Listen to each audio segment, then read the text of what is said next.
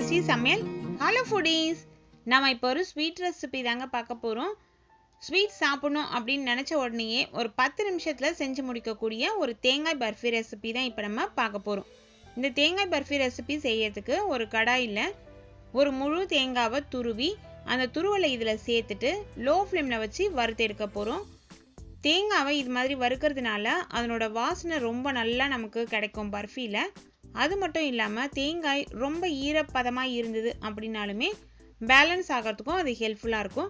நீங்கள் ரொம்ப முத்தின தேங்காயிலே பர்ஃபி செய்ய போகிறீங்க அப்படின்ற பட்சத்தில் இது போல் வறுத்து எடுக்கணும் அப்படிங்கிற அவசியம் இல்லை. மீடியமாக இருக்க தேங்காயை நீங்கள் பர்ஃபிக்கு யூஸ் பண்ணுறீங்க அப்படின்னும்போது இது போல் வறுத்து எடுத்து வச்சுக்கோங்க. துளி கூட கருப்பு இல்லாமல் பார்த்துக்கோங்க. இது அப்படியே ஆறட்டும். இன்னொரு பாத்திரத்தில் 1 டேபிள் ஸ்பூன் அளவு நெய் சேர்த்துக்கலாம். நெய் நல்லா உருகி வரட்டும். இந்த நெய்யில் நம்ம ஏற்கனவே வறுத்து எடுத்து வச்சுருக்கோம் இல்லைங்களா, அந்த தேங்காய் துருவல் அதை சேர்த்துக்கலாம். ஏற்கனவே நம்ம வெறும் வானலியில் தான் அதை வறுத்தோம். இப்போது நெய்யில் சேர்த்து லைட்டாக கலந்து விட போகிறோம். நெய் இதில் கோட் ஆகணும், அவ்வளவுதான். இது போல் நல்லா கலந்து விட்டுட்டு தேங்காயை துருவி எந்த கப்பில் அளந்தீங்களோ அதே கப்பில் சர்க்கரையை பவுடராக மிக்சியில் சேர்த்து அரைச்சிடுங்க. சர்க்கரையை சேர்த்து மிக்சியில் பவுடராக அரைச்சிட்டு சேர்த்துக்கோங்க. தேங்காய் எந்த அளவோ அதே அளவு சர்க்கரை இதில் சேர்த்துக்கலாம். அதற்கு பிறகு ஏலக்காய் தூள் 1 டேபிள் ஸ்பூன் அளவுக்கு சேர்த்துக்கலாம். சேர்த்துட்டு இதை கலந்து விடுவோம். சூடு பட்டோனையே சர்க்கரை இலகலாக நமக்கு மாறும்.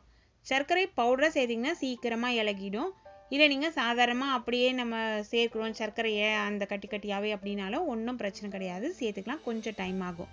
இப்போ பார்த்தீங்கன்னா தெரியும், மேலே நல்லா இது போல் பொங்குன மாதிரி பூத்து அந்த சர்க்கரை எல்லாமே ஒரு திக்கான ஒரு பதத்துக்கு மாறி வரும். அந்த பதம் வரைக்கும் நம்ம கலந்து விடணும். இது ரொம்ப சீக்கிரத்துலேயே ஒரு 7-8 நிமிஷத்துலேயே இது போல் நமக்கு ரெடி ஆகிடும்.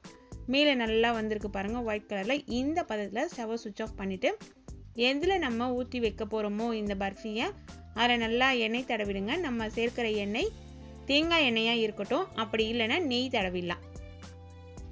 அதில் நம்ம ரெடி பண்ணி வச்சுருக்கோம் இல்லைங்களா, சர்க்கரையும் தேங்காய் துருவலும் சேர்த்து ஒரு பாகு பதத்தில் அதை எடுத்து சேர்த்து இதை போல் நல்லா செஞ்சு விட்டுட்டு, அதாவது நல்லா தட்டி விட்டுட்டு ஆற விட்டுடுங்க. ஒரு 2 ஹவர்ஸ் நல்லா ஆறட்டும். ஆறின பிறகு லைட்டாக இறுகி இருக்கும். இறுகின பிறகு இதுலேயே நீங்கள் பீஸ் போடுற மாதிரி இருந்தாலுமே போடலாம். அப்படின்லாம் ஒரு பிளேட்டில் இது போல் கவிழ்த்தி தட்டுனா வந்துடும். அதற்கு பிறகு நமக்கு விருப்பமான ஷேப்பில் நம்ம கட் பண்ணிக்கலாங்க. இது போல் தேங்காய் பர்ஃபி நம்ம செய்யும்போது ரொம்பவே ஜூஸியாக சூப்பராக இருக்கும். பிகினர்ஸ் கூட ரொம்ப சீக்கிரத்தில் செஞ்சு முடிச்சிடலாம். ஒரு சிம்பிளான தேங்காய் பர்ஃபி ரெசிபி தான் இது. பேசிக் ரெசிபி அப்படின்னே சொல்லலாம். நீங்களும் இந்த ரெசிபியை ட்ரை பண்ணி பார்த்துட்டு எனக்கு கமெண்ட்ஸில் சொல்லுங்கள். Thank you friends.